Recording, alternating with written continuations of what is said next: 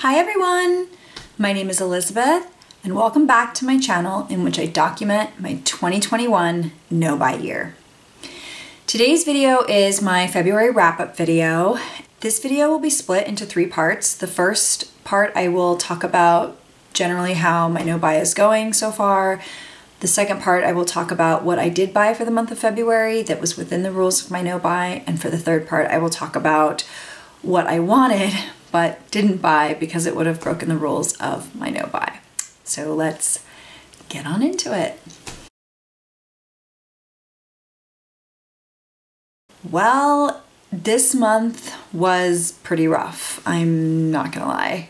I am feeling a little discouraged, a little frustrated. This month was just very tough for me, and I think that took me by surprise a little bit, not because I wasn't expecting this to be easy, but because I just didn't expect it to be this hard so soon. Definitely January went much smoother as far as cravings, wanting to buy things that would have broken the rules of my no-buy. And this month was pretty intense in that regard. And I kind of feel a little embarrassed that I don't seem to have more self-control, especially when it comes to items I want to buy for my fantasy self. So I think that I have somewhat of a distorted view of what my life is actually like versus what I want my life to be like. And when it comes to buying for my fantasy self, I'm often wanting to get very beautiful but extremely impractical things considering my day-to-day lifestyle. And it's sort of that 3-year-old throwing the temper tantrum about, I want this, I want that, I want this. That's really fueled by that fantasy self, by that idea of the fantasy self. So a lot of the things that I was just craving that I wanted to buy so badly this month were fantasy self items that realistically I shouldn't be buying, regardless of whether or not I was in a no-buy year, just because they're not practical. And not that every purchase that you ever make needs to be practical, but I do think that for the most part, the purchases you make should reflect your actual lifestyle rather than the lifestyle that you think you have. So a lot of distraction from my 3-year-old temper tantruming fantasy self, wanting a lot of things that were impractical. And I got so close so many times to buying something. It was really alarming. I mean, I did find that, especially when it comes to fantasy self wants, that the best thing to do is to just walk away. Just walk away and take a break. And the longer the break, typically like a 24-hour break, seems to kind of disrupt that cycle. And then after the 24 hours, I realize, oh, I shouldn't buy that. Not because it would break the rules of my no-buy, even though that is one reason not to, but just because this is such an impractical purchase. It doesn't make any sense considering my life. So I feel like taking breaks has really helped me with that. It's just kind of scary how close I've got to actually hitting like purchase cart. Another thing I found pretty hard this month was a lot of my wants were driven by some new fashion Instagram accounts and YouTube channels that I've been following to try to get inspiration in styling my own closet. And I will put one of those up on the screen here. Sarah Mantolin on Instagram. Holy moly, her style is just, it's so perfect. It's so, I mean, pretty much everything she wears, almost, I would say, just looking after scrolling through her feed for a while, I would say 95% of the things that she wears, I would totally wear all of those things. And I mean, I was just craving so many of these things that I'm seeing her wearing, the exact thing that she's wearing. And kind of what rescued me from that was Eliza Tempo's YouTube channel, who I've been binging a lot lately. She does a whole series of videos. I think it's like in a playlist called Closet Envy.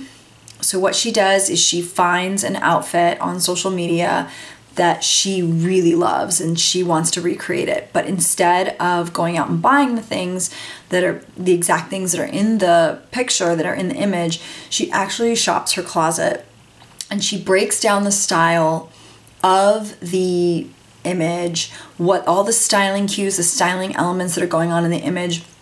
And she talks about how you can almost assuredly recreate the vibe, the aesthetic of the look using what you already have, even if you don't have those exact pieces, and even if the pieces you do have really aren't that close to the pieces in the image. So that playlist of hers has really been saving my bacon this month, just with this intense desire I'm having for more clothes. I want more clothes. I feel like I have all these gaps in my wardrobe, even though they're perceived gaps, not actual gaps in my wardrobe.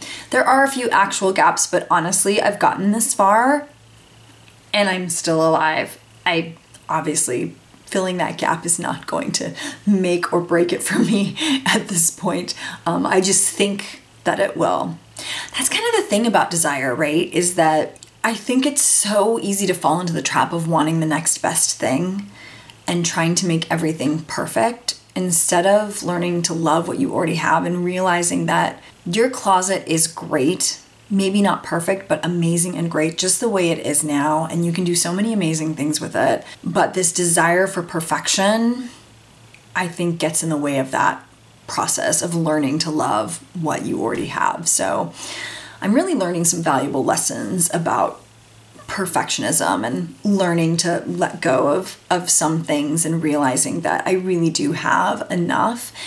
And that was part of what I was hoping to get out of the no-buy journey in the first place. And certainly some of these negative feelings I've had this month, these feelings of frustration with myself. I've been feeling kind of like ashamed of myself for having these intense desires and almost breaking my no-buy so many times and feeling like it should be easier than this. I should have more self-control. Honestly, just illustrates why I need to be doing the no-buy in the first place, to kind of break those habit patterns, you know? One other thing I did want to mention about my fantasy self-desires is they seem to be driven a lot by exclusivity or limited availability. And I'll get into this when I talk about some of the things that I didn't buy that I wanted. But a lot of the things that it's just been so close. It's been that close of me almost buying. I felt like I'm never going to find this again, which is probably not true, but I'm never gonna find this thing again. I need to buy it because I'll never find it again. Whilst when I have self-control and I'm able to wait and I don't feel those intense cravings and I just think, okay, it's gonna go on the list to buy in 2022, it's things that I know deep in my heart that I'm gonna be able to buy that in 2022. For example, the last wrap-up video for January, I mentioned really wanting to get a pair of high-waisted, light stonewash, straight leg jeans with a little bit of stretch. Companies are not going to stop making jeans anytime soon. So it's kind of easier to resist that urge because I know that I will be able to find that come 2022 when it's time for me to end my no-buy. But some of these other items have just felt more exclusive, limited availability. A lot of times when I'm shopping secondhand, like on the secondhand shops I scroll through on Etsy, it can definitely feel that way, that I'll never find that exact thing again. So that's kind of how the no-buy is going. We'll see how March goes. I'm nervous. So now let's talk about what I did buy within the rules of my no-buy. Okay, so I actually used up, or I'm very close to using up, a lot of my skincare that I don't have backups for. So I had it right here. I placed a big order with Beauty Counter. I had talked about Beauty Counter quite a bit last month in my previous month's videos, how a friend of mine is now a consultant with Beauty Counter and I won a giveaway that she was running. and she sent me all these samples, and I loved so many of the samples. I tried so much. I think it was in the empties video that I talked a lot about this, that I decided I was going to buy the full size of many of these products once I had either run out of what I already had in that category, or I was getting close to running out. So I purchased the Countertime Lipid Defense Cleansing Oil. This is going to be my nighttime cleanser that I will use when I'm in the shower. And right now I'm using Glossier's Milky Jelly, which I do really like, but I don't think it's quite hydrating enough. It's close, but it's not quite hydrating enough for my skin, especially in the winter. And I know we're transitioning out of winter soon, but this cleansing oil just was so amazing, the sample that I received of it, that once I started to get low on my Glossier, I knew I needed to purchase this. So bought that, and I purchased the Beauty Counter Countertime Mineral Boost Hydrating Essence. I talked about this in my empties video as well. The current mist that I use on my face, like I guess you would think of it as a toner, as my first step after cleansing, it's definitely not hydrating enough. And I've been using layers upon layers of it just to try to get enough hydration in my skin. So I'll mist my face with my current toner, put a serum layer on, mist my face again, put another serum on, mist my face again. I'm just going through it horrifically fast. Luckily, the one I currently am using is pretty cheap. So even though it's almost gone, so I'm ready to transition to this, it feels kind of wasteful to have to use it so many times just to get the same level of hydration that a small amount of this would give me. So super happy to start using this. And then I also purchased the Countertime Antioxidant Soft Cream. This will replace my Pacifica. So I'm using the Pacifica, I believe it's called probiotic. It's like the coconut water probiotic moisturizer. That's the moisturizer that I put on during the day after I'm done with all my serums and before I put on sunscreen. And the reason why I bought this as the replacement for that, because I'm almost out, is because I want to try to consolidate down my beauty routine, especially in the morning. I feel like I have so many steps in the morning, and it's mostly because I use 3 serums, because it really matters to me to have hyaluronic acid as part of my daytime regimen, vitamin C, other antioxidants, and I think that's it. So I'm trying to consolidate some of that. And this has hyaluronic acid in it and a bunch of antioxidants. So this will replace both my Pacifica daytime moisturizer and the antioxidant hyaluronic acid serum that I use during the daytime. So both of those things are almost out. This is going to replace both of them. Super excited to streamline my routine a little bit with that. And then I also purchased the Countermatch Intense Moisture Serum. This is going to replace my Boom Nectar. It's called Boom Nectar. It's almost gone. I think it'll be gone in the next day or two. So this is to replace that. And I decided to try this and move away from the Boom Nectar to give this a shot because I loved the sample. And the Boom Nectar is super expensive. I think it's $86, I believe, and this was $45, something like that. So I'm going to try to achieve the same results with this at a less expensive price point. And then they sent me this welcome gift. So this I didn't purchase, it just was a welcome gift. The Beauty Counter Think Clean Welcome Set, and it includes the Counter Plus Overnight Resurfacing Lotion and the Counter Plus Charcoal Facial Mask. I won't use the charcoal facial mask. For me and my super dry skin, those kinds of masks are not great for my skin, so I'll probably just gift that to a friend. And I am interested in trying the resurfacing lotion. I'm excited but also nervous. I think it might be too strong for my skin. Right now I'm using the Paula's Choice 1% BHA as my resurfacing serum at night. and my gut tells me that this might be a little too strong for me, but I will try it, and then if it doesn't work, just pass it along. I also made a Sephora order for 2 things that I had run out of. So my Beauty Blender soap. I find this to be the best soap for cleaning makeup brushes and makeup sponges. I have used regular shampoo in the past, and I see that all the time on YouTube and beauty guru blogs that you can just use regular shampoo. I have to say I don't find regular shampoo as cleansing as the Beauty Blender cleanser. This works amazing. It's solid, so it's easy to travel with. Not that I've gone anywhere anytime recently, but whenever traveling is a thing again, it's really easy to travel with. And it lasts forever. The previous one that I had, I think I had for over a year before I used it up. So it's a much better value than using my more expensive shampoo to clean my makeup brushes and my makeup sponges. And then I also used up all of my IGK Mixed Feelings Leave-In Blonde Toning Drops. So I add these to my shampoo to help with my hair not getting brassy. Our water is incredibly hard here where we live. We're on well water. It's super, super hard water. And we've talked a lot about getting a water softener. I think that is in our future. But until then, this has really helped. And even with this, I still get a lot of brassiness that I have to deal with. It's kind of a pain in the butt just because our water is so incredibly hard. But this really does help. So I mix this into my shampoo and it works pretty well. So I just ran out, well, not just, I think I ran out of this mid-year last year, but I had dumped it all into my shampoo bottle and I just used up that shampoo. So I bought another one to put in my new shampoo bottle. So that's that. Next item, planners.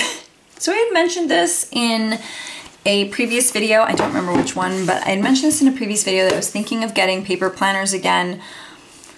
I'm just a paper and pen kind of gal. I don't know. I have tried online organization systems, organization apps, and for the most part, I just find them, I have to have so many of them to achieve what I could just get out of one planner. So I don't know. And I really just like to write things down, like actually write them down rather than type them out. Plus, I am spending way too much time on my screen anyway. So anything to get me away from that, I am all about. So this is kind of an interesting story. So I originally ordered a budget planner. So this is a budget planner and then just a regular planner. I originally ordered a budget planner and a regular planner from Ivory Paper Company because I was being bombarded by ads, by their ads on Facebook. And the products looked really beautiful. They showed you very detailed images of the inside of the planners and it looked like it was right up my alley and something that I was looking for. So I placed an order back on January, it was like mid-January, something like that, and January 15th, I think. And they said it was 9 to 14 days before they would ship out, which was fine. But then 14 days came and went. I waited a few more days and then I emailed them. And I received a really vague form letter type of email response back, just saying, "We're so sorry for the delays. We've had an unexpected influx of orders and our current processing time is 9 to 14 days.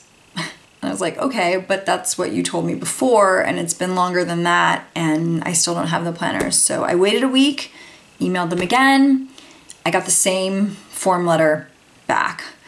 So I sent another email, said I need a date when these are going to ship or I'm going to, within 5 days, or I'm going to contact my bank. Didn't hear back from them, contacted my bank, so they're handling that. I've been refunded for that. Really disappointed in their customer service. It's pretty horrific. And then I just went on, I did a Google search on best budget planners, best regular planners, and Go Girl was recommended, one of the recommendations for budget planners. So my husband and I are really trying to focus on having a budget this year in addition to me doing my no-buy.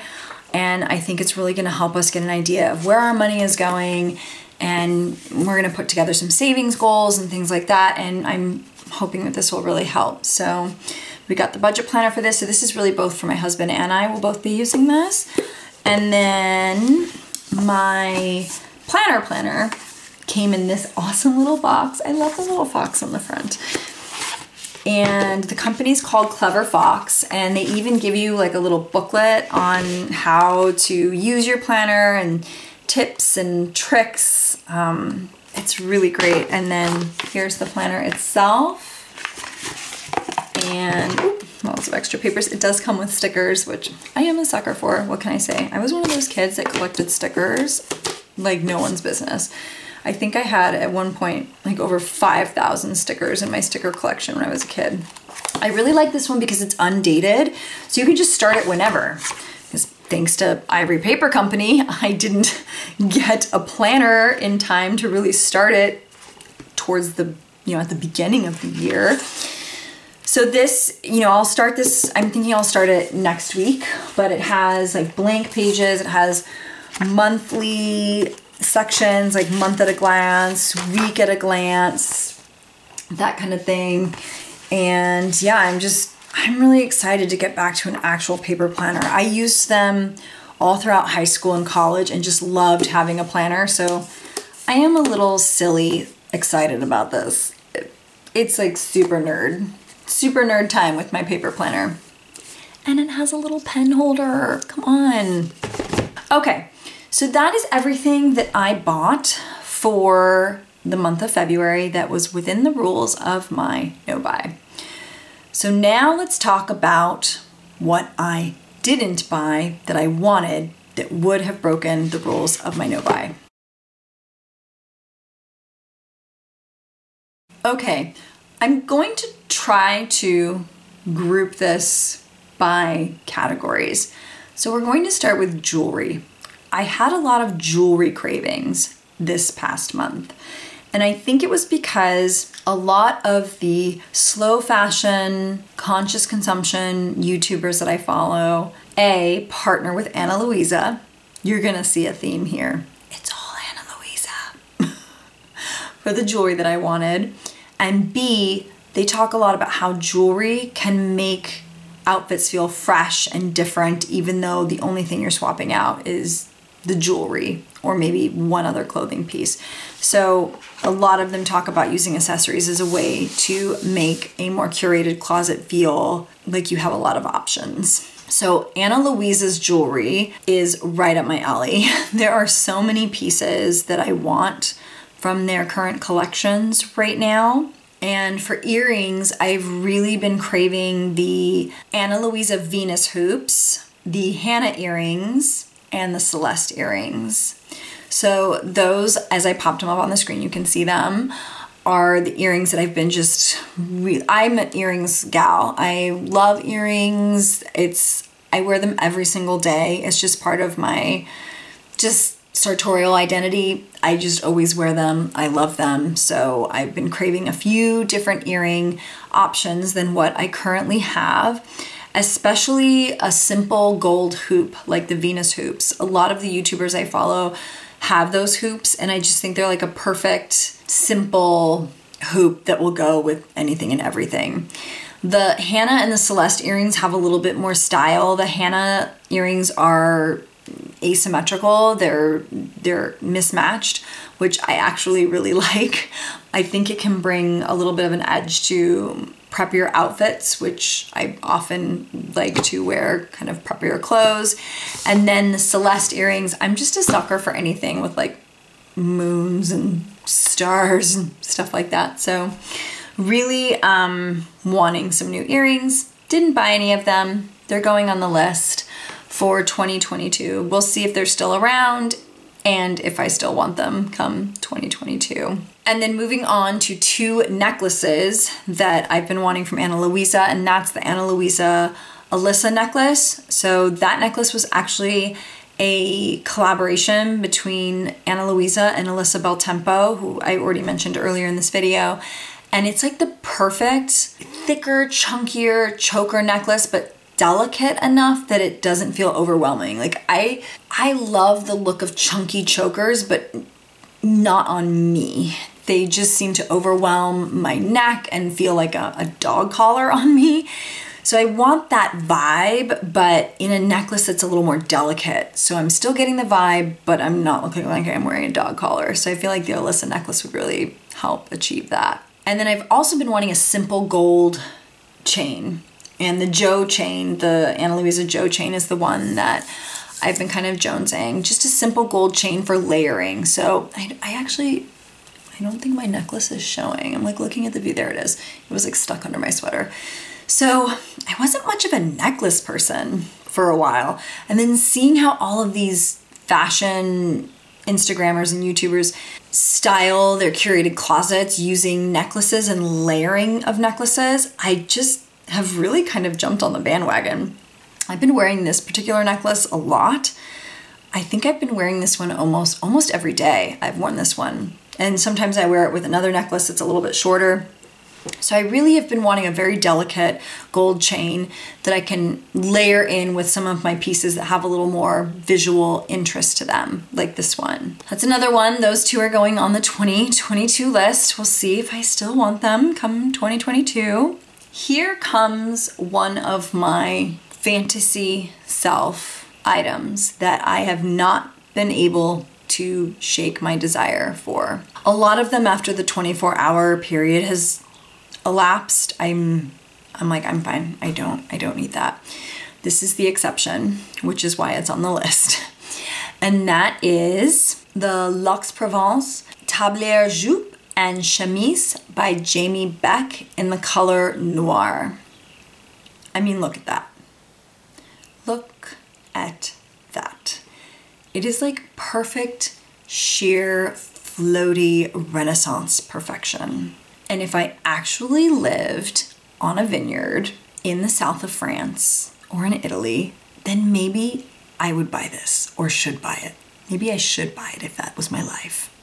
That's not my life. I mean, I was trying to think, where would I wear this? This is clearly, I'm not gonna wear it at home. I'm home most of the time. I mean, this because of the pandemic. I work from home. I hardly ever leave the house except for to go for walks in the woods. This would be completely impractical for that. It would be impractical for working from home. It's impractical in general because it's sheer, which means I have to put something on underneath it, so I'm not showing all my bits and pieces. So this was just the example. This was the pinnacle example of my 3-year-old temper tantrum fantasy self just throwing a fit, wanting this beautiful chemise, this beautiful skirt, just because they're beautiful and not because they really have any place in my wardrobe where I could realistically wear them. So I feel like by showing you this is it. Like this photo represents all of those longings and cravings that I've been having for so many unrealistic things this month. So now let's talk about some pants. I realized that I don't have a pair of high-waisted pants, high-waisted black trousers specifically. So I'm on the hunt for a pair of high-waisted black trousers that hit me right kind of at the bottom of my ankle and that have a wide enough opening at the bottom. Like I want them to be tapered, but they have a wide enough opening at the bottom that I could wear like ankle boots and the pant would go over the ankle. It wouldn't get stuck in the ankle boot, basically, is something that I've been looking for that I currently don't have in my closet. Now I do have a pair of black kind of crepe pants by J. Crew, but they're low-waisted. I think those are on their way out. I've just really accepted the fact that low-waisted clothing is not my jam. Low-waisted bottoms is just not my thing. So those are probably going to find a new home at some point. And then I do have a pair of black cotton doe-in trousers that might fit this bill. I need to try them on with a few different things and see if they work, but I'm not sure about the opening at the bottom. If it's too small and it would kind of bunch up and look weird with boots. So I've been looking, we'll see. This may just be a perceived gap. It may not, but I've been craving these Veta capsule black high-waisted trousers. So these were the ones that I found that I felt like ticked all the boxes that I needed ticking. But again, we'll see. It's possible, and fingers crossed, that the Doan trousers that I already have will fill this gap. And then I've also been wanting 2 pairs of high-waisted pleated pants, one in a darker plaid scheme, like a gray, black, brown plaid scheme, and then one in corduroy, so a high-waisted pleated corduroy pair. Both of them I want tapered at the ankle, so kind of tapered, kind of like a men's trouser style from the 40s. So high-waisted, pleated, very, roomy through the hips and the thighs, and then kind of tapers a little bit towards the ankle, hits right about at the ankle bone. And I want to get these secondhand. I find with things like this, like clothing items that definitely have a vintage reference, like, 40s menswear style trousers, I've found so much better luck getting things like this from secondhand stores, from vintage stores, rather than trying to find them new. And buying secondhand, buying vintage is part of my wardrobe plan and part of my moving forward goal, even once I'm out of my no-buy year, to help promote a circular economy. So, I've included reference images to these, but I don't have an exact item that I found so far that fits the need for those 2 pairs of pants. Just because, one, I've been trying not to look too much on Etsy for them, because I know if I find them, I will want to buy them, and that will be very hard for me not to. And 2, I'm pretty sure that in 2022 I can find these secondhand. Speaking of vintage secondhand, I've also been wanting a vintage secondhand plaid blazer, like a double-breasted plaid blazer. I see a lot of these types of blazers on Sarah Mantelin's channel, and that's been really making me crave one. And I have quite a few blazers. I don't have a plaid one, so that feels like a gap in my wardrobe, although I'm sure I could just style one of my existing blazers to get the same academia vibe that is one of my style lanes that I love. But yeah, that's another thing I've been wanting. Again, I'll just have reference images here because I haven't found the exact thing. Just kind of anticipating that I will purchase that secondhand from a secondhand or vintage shop. And then I've also been wanting a secondhand / vintage Argyle sweater vest. Again, Sarah Mantelin's channel is driving a lot of these wants, and she, along with a few other of the Instagrammers and YouTubers I follow, really rock a sweater vest. And I realize how much I love that look. And not only do I love it, but it makes me feel very nostalgic for my grandfather, who I had a very close relationship with, and he would wear sweater vests all the time. And now I'm kind of kicking myself that I never took some of his sweater vests when he passed away. That would have been even more perfect than finding one vintage or secondhand, is using a family piece. But funnily enough, my husband's mother, who's an amazing woman, she is the best knitter I've ever seen. She can knit anything. Sweaters, socks, hats, you name it, she can knit it. And she's made me many pieces, over the course of our relationship. And she actually made my husband the most beautiful kind of blue green sweater vest. And I actually wore it this week and I loved it. And I loved the way it looked. I loved the way I styled it. And it's made me crave wanting more sweater vests as a result of wearing my husband's sweater vest. So that's a very special piece though, just because, she made it.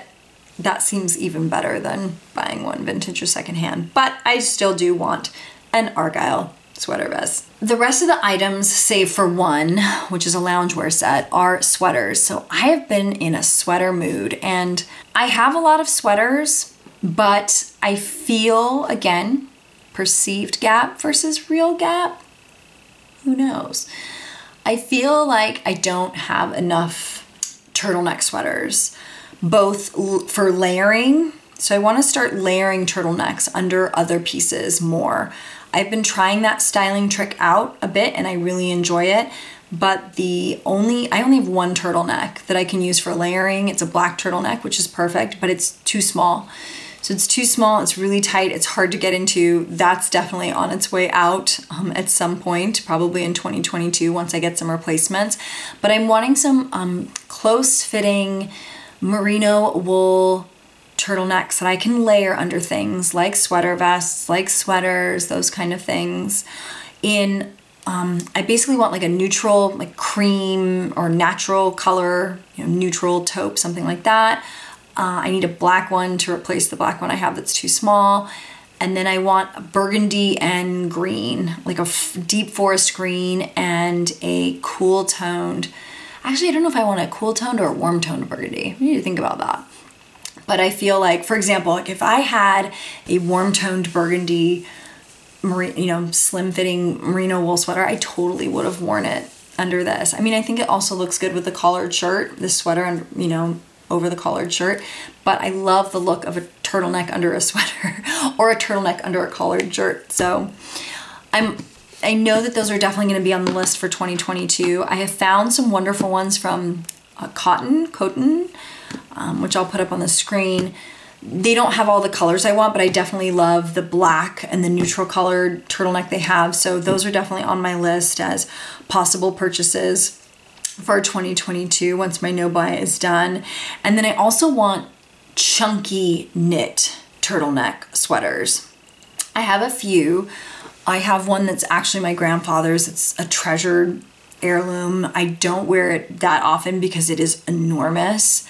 It kind of swallows me up, and it's made of 100% wool. It's from Scotland and it's very itchy for me, so I need to layer a thicker piece, preferably a turtleneck because I have such sensitive skin. So wherever it touches me, like up here, it just causes irritation. So I'd like some cashmere or merino wool chunky turtleneck sweaters, and I have found some amazing ones at Holland & Cooper. So Holland & Cooper's website has some amazing turtleneck jumpers. I've been eyeballing a few of theirs. Again, I want some neutral colored ones.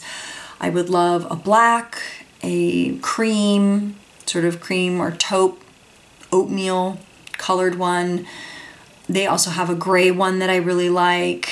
Mostly neutral colored, chunky knit turtlenecks. That's on my list. Really been craving those as well. And then still in the sweater vein, but not a turtleneck, is the Mier, I'm not sure if I'm mispronouncing that, sweater in sand. Sorry, in ecru. So the Mier cotton sweater in ecru. And this is a brand started by I know she's on YouTube. I don't know if that's her main source of income and if I should call her a YouTuber, but she started her own clothing company, and these sweaters that she makes are gorgeous. And I've been wanting a tunic style neutral colored sweater that I could layer with jeans. I could tuck it in with jeans. I could put it on over leggings, that type of thing. So something in a versatile color that I could style a lot of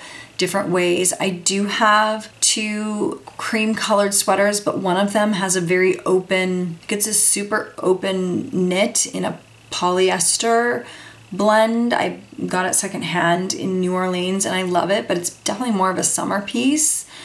And then I have one that has a print on it that's, again, bought it from the same secondhand store in New Orleans, that it kind of looks like a Christmas sweater, the print on it. So I'm looking for something that's more neutral, no print, can wear it over leggings as a tunic, can also wear it tucked in with jeans or pants. Now, I said that I only had one other thing other than the sweaters. That was a lie.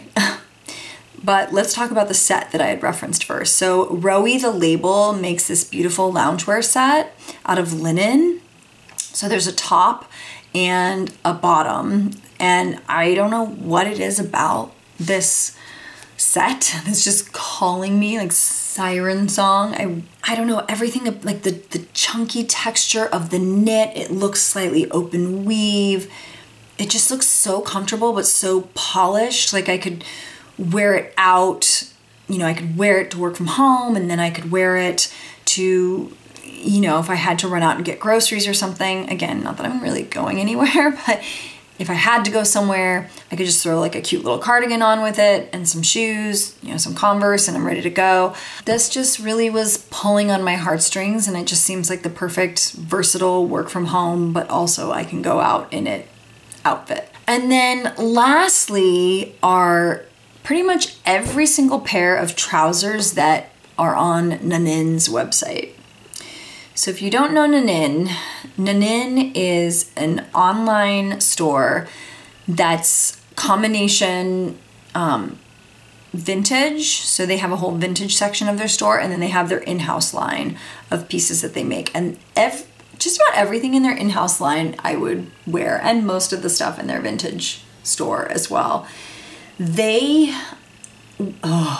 pants, they're perfect for me because they hit all of my little boxes, my little tick boxes. High-waisted, pleated, tapered at the ankle, natural fibers, neutral colors. I mean, every single pair of pants on their website I want to buy. Just gorgeous. So I am just kind of on a Nanin crush. I am in the midst of a Nanin crush right now. I have a serious Jones for some pieces from them. So that is it. I don't actually think I know that wasn't everything that I was craving for the month of February, but it's a fairly representative list of where my 3-year-old shopaholic temper tantrum brain was going over the course of the month. Came so close to buying so many of these things. I didn't, which is good, but it was tough. It was pretty hard. So that is it for this wrap-up video. I think it'll be really interesting to see how items are added to this want list and how items fall off of the want list. Just about everything that I wanted from January is still on the want list except for the makeup, funnily enough. I haven't been really craving new makeup. And I actually attribute that to my Shop My Stash videos. I feel like my Shop My Stash videos are really helping me to learn to love my makeup collection and realize how much makeup I already have. So I'm hoping to do a sort of Shop My Stash thing with my clothes using, again, you know, I referenced Eliza Tempo's Closet Envy series, and kind of get myself into the same mental headspace with my wardrobe that I have with my makeup. But all of the makeup items fell off the want list that's from January. I'm basically just doing a rolling list where anything I still want, I'll roll into the next month. And then anything that I'm like, nah, I don't need that, and I drop it off the list. So all the makeup from January, like I said, not on the list anymore, but all of the clothing items are still on the list. So if you are interested in watching my January wrap-up video to see what was on the list, I will link it up in the cards above. And other than that, this is hard. I'm hoping it will get easier. As always, please give this video a like if you enjoyed watching it at any point, and please don't forget to subscribe and hit the little notification bell so that you get notified of all of my upcoming uploads. I hope you have a wonderful rest of your day. Bye!